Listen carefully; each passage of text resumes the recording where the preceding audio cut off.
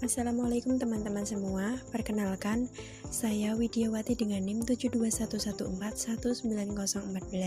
Saya akan menjelaskan materi Sistem Informasi Manajemen bab 3 yang berjudul Menggunakan Teknologi Informasi dalam Menjalankan Perdagangan Elektronik atau e-commerce. Sebelum mengenal lebih lanjut materi, saya akan memaparkan sedikit subbab materi, yaitu perdagangan elektronik, inteligensi bisnis, strategi e-commerce dan sistem interorganisasional, sistem internasional, ED, strategi B2C untuk e-commerce, langkah e-commerce, dan menggunakan internet. Selanjutnya, pengertian perdagangan elektronik. Apa sih itu perdagangan elektronik? Dalam artian luas, perdagangan elektronik yaitu suatu transaksi bisnis yang menggunakan akses jaringan, sistem berbasis komputer, dan antarmuka sebuah browser. Web akan memenuhi persyaratan sebagai perdagangan elektronik. Selanjutnya, e-commerce dibagi menjadi dua, yaitu e-commerce bisnis ke B2C, e-commerce bisnis ke bisnis B2B. B2C sendiri itu mengacu pada transaksi-transaksi yang terjadi antara sebuah bisnis dan konsumen di akhir produk. Sedangkan B2B itu transaksi antar bisnis di mana tidak ada pihak yang menjadi konsumen akhir. Selanjutnya, manfaat-manfaat yang diharapkan dari e-commerce itu ada 3. Yang pertama, perbaikan layanan pelanggan sebelum, selama, dan setelah penjualan. Yang kedua, perbaikan hubungan dengan pemasok dan komunitas keuangan. Yang ketiga, peningkatan imbalan hasil ekonomis atas pemegang saham dari pemilik investasi. Selanjutnya, kendala e-commerce. Yang pertama itu ada biaya tinggi. Masing-masing kendala di atas akan semakin tertantang seiring dengan semakin populernya teknologi dan sistem informasi.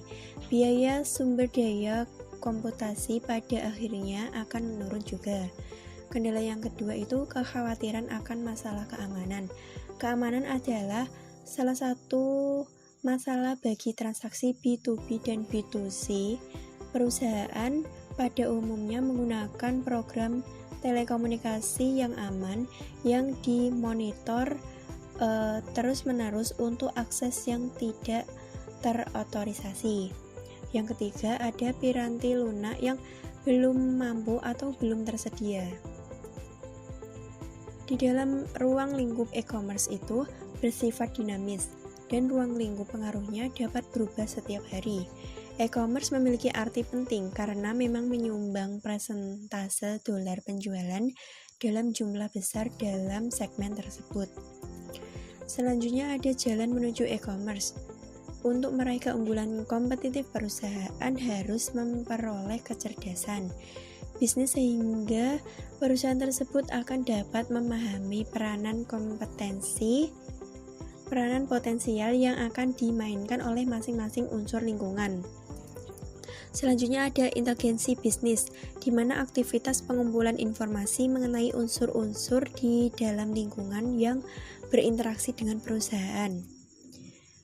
Selanjutnya, di dalam basis data eksternal, bertujuan untuk mendapatkan kecerdasan bisnis karena ia lebih cepat dan lebih murah daripada meneliti beragam jenis sumber informasi.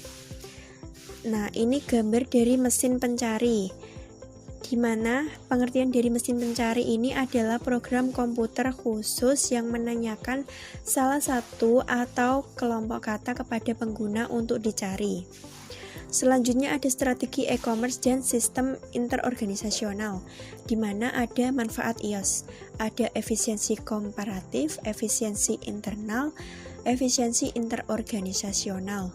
Yang kedua ada electronic data interchange atau ED, merupakan elementasi dokumen dari iOS. Lebih dari pertiga e-commerce dilaksanakan dengan menggunakan ED jika dibandingkan dengan alternatif iOS lainnya. Yang ketiga ada extranet, merupakan cara lain untuk membuat suatu iOS. Cara ini memungkinkan dibaginya informasi berbasis komputer yang sensitif dengan perusahaan lain dengan menggunakan teknologi informasi pada umumnya. Yang keempat ada sekutu bisnis proaktif dan reaktif, di mana ketika perusahaan memutuskan untuk menerapkan iOS, perusahaan tersebut dapat melakukannya dengan cara ini. Yang kelima itu ada pengaruh penerapan, di mana ada tekanan kompetitif, tekanan kekuasaan, kebutuhan internal, dukungan manajemen puncak. Adapun manfaat-manfaat tidak langsung dari iOS. Yang pertama ada mengurangi kesalahan, ada menurunkan biaya, meningkatkan efisiensi operasional, meningkatkan kemampuan untuk bersaing, kemampuan untuk meningkatkan hubungan dengan sekutu dagang, dan juga memperbaiki layanan pelanggan. Selanjutnya ada strategi B2C untuk e-commerce. Ada 3, yaitu produk-produk digital, produk-produk fisik, penjualan maya versus campuran. Yang pertama ada produk-produk digital, di mana beberapa produk dan jasa tertentu dapat dikirimkan kepada pelanggan melalui internet. Yang kedua ada produk-produk fisik. Adapun barang fisik tidak dapat dikonsumsi melalui web. Sebagai gantinya harus dikirim ke pelanggan. Selanjutnya ada penjualan maya versus campuran. Penjualan maya itu penjualan yang dilakukan sebuah perusahaan yang tidak mengoperasikan tempat penjualan fisik. Yang kedua ada penjualan campuran, yaitu perusahaan memiliki tempat berjualan secara fisik dan situs web. Adapun langkah-langkah e-commerce yaitu ada 2, yaitu perdagangan bergerak, menggunakan telepon seluler dan asisten digital pribadi untuk melakukan e-commerce nirkabel.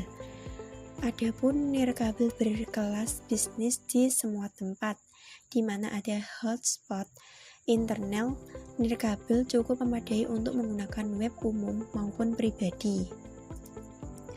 Selanjutnya menggunakan internet. Usaha-usaha yang diawali di tahun 1989 mengarah pada apa yang kita kenal dengan World Wide Web atau web atau WWW. Selanjutnya ada saran-saran keberhasilan menggunakan internet. Yang pertama ada pastikan situs web Anda kuat.